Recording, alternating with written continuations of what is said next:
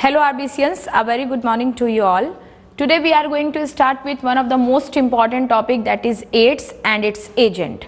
तो आज हम बात करने वाले हैं स्टूडेंट्स एड्स के बारे में. ओके तो जो एड्स टर्म है, दिस टर्म सिग्निफाइज, इसका जो फुल फॉर्म होता है वो होता है अक्वायर्ड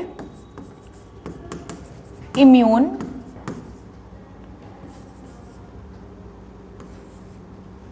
डेफिशिएंसी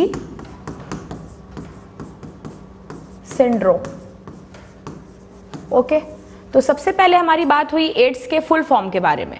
तो अक्वायर्ड मीन्स होता है स्टूडेंट्स जो डिजीज हमें आफ्टर बर्थ होती है, आफ्टर बर्थ वो हमारे बॉडी के अंदर ट्रांसफर हो रही है, तो that is why we are using acquired term.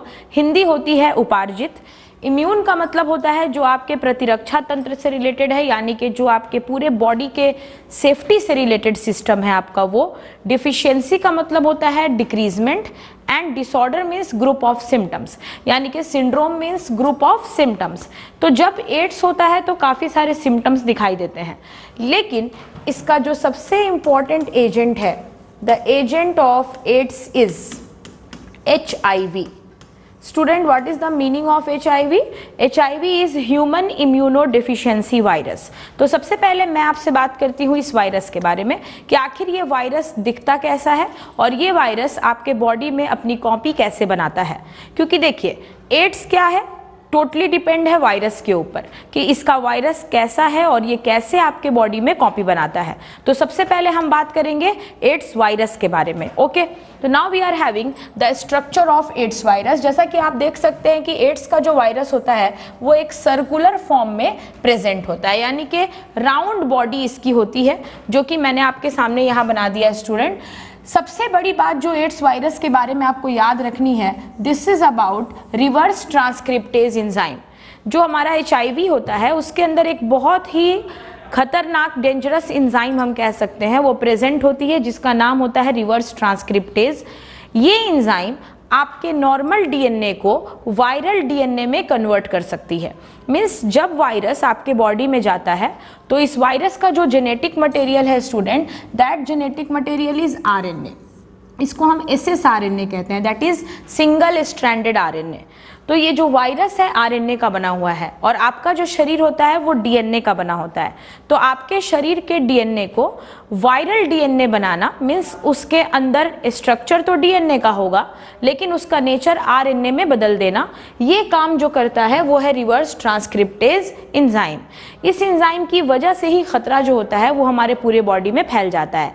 तो NCERT क्लास 12 सबसे इंपॉर्टेंट बोर्ड का जो क्वेश्चन है वो ये आता है कि name the enzyme which convert normal human DNA into viral DNA. कौन सी एंजाइम है जो नॉर्मल DNA को वायरल DNA में कन्वर्ट कर देती है. तो नॉर्मल DNA को वायरल DNA में कन्वर्ट करने वाली जो एंजाइम है उसी का नाम होता है रिवर्स ट्रांसक्रिप्टेज एंजाइम. और जो हमारा जेनेटिक मटेरियल है स्टूडेंट वायरस के अंदर जो है वो है ssRNA.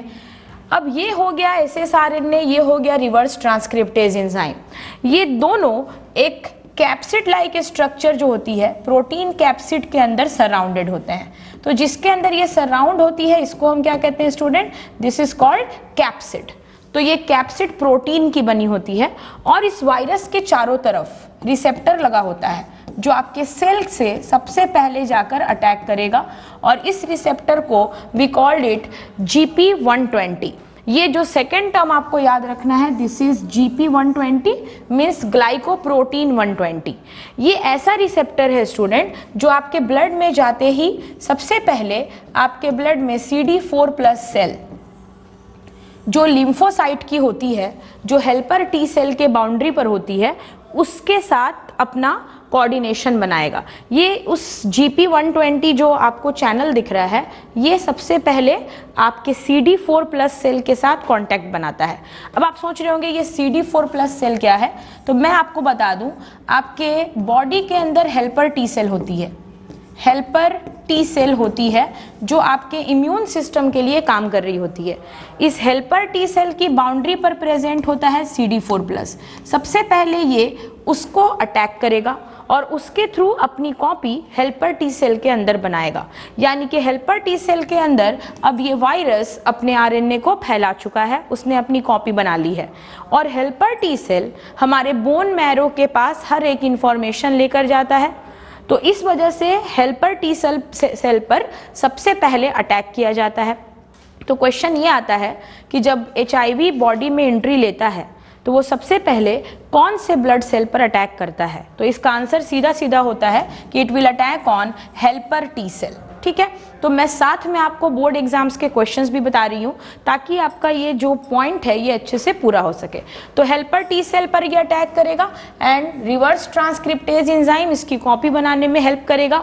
बाकी जो स्ट्रक्चर आप देख रहे हैं स्टूडेंट, जैसे यहाँ पे लिपिड इन्वेलप लिखा गया है, यहाँ पे प्रोटीएज पेप्टाइड लिखा गया है, ये सब इसके अंदर प्रेजेंट है जो इस वायरस को स्ट्रक्चरली मजबूत बनाते हैं। तो कॉन्सेप्चुअली जो चीज़ हमारे बॉडी में अफेक्ट डालेगी वो दो ही है, एक है SSRNA जो कि इस वायरस का जेनेटिक मटेरियल है, और दूसरा है आपका रिवर्स ट्रांसक्रिप्टेज एंजाइम जो आपके अंदर अगर आ गया तो आपके नॉर्मल DNA को वायरल DNA में कन्वर्ट कर देगा। तो दो ही चीज आपको याद रखनी है जो मैंने यहाँ पर आपको बताई, SSRNA and reverse transcriptase enzyme, और इन दोनों को जिस बाउंड्री के द्वारा सराउंड किया गया है दैट इज कॉल्ड कैप्सिड। और जो बाहर में स्पाइक है जो आपके ब्लड में आके आपके सेल पर अटैक करेगी, that spike like structure is called GP120 means glycoprotein 120।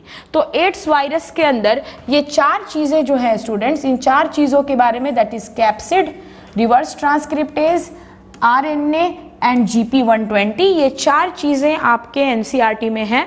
तो इन चार चीज़ों पर होना चाहिए आपका फोकस। तो ये चार हो गए हमारे स्ट्रक्चर से रिलेटेड कॉन्सेप्ट। तो ये थी स्ट्रक्चर की बात जो कि आप सामने देख रहे हैं, और स्ट्रक्चर से रिलेटेड इंफॉर्मेशन मैंने आपको दे दी। अब सवाल आता है स्टूडेंट की HIV अपनी कॉपी हमारे बॉडी में कैसे बनाता है, मीन्स HIV रेप्लिकेशन कैसे करता है। तो ये एक शॉर्ट वीडियो मैंने बनाया है आपके लिए सिर्फ HIV के स्ट्रक्चर को समझाने के लिए। अब हम बात करेंगे रेप्लिकेशन के बारे में अपनी अगली वीडियो में soon. Till then please take care, have a safe day, thank you.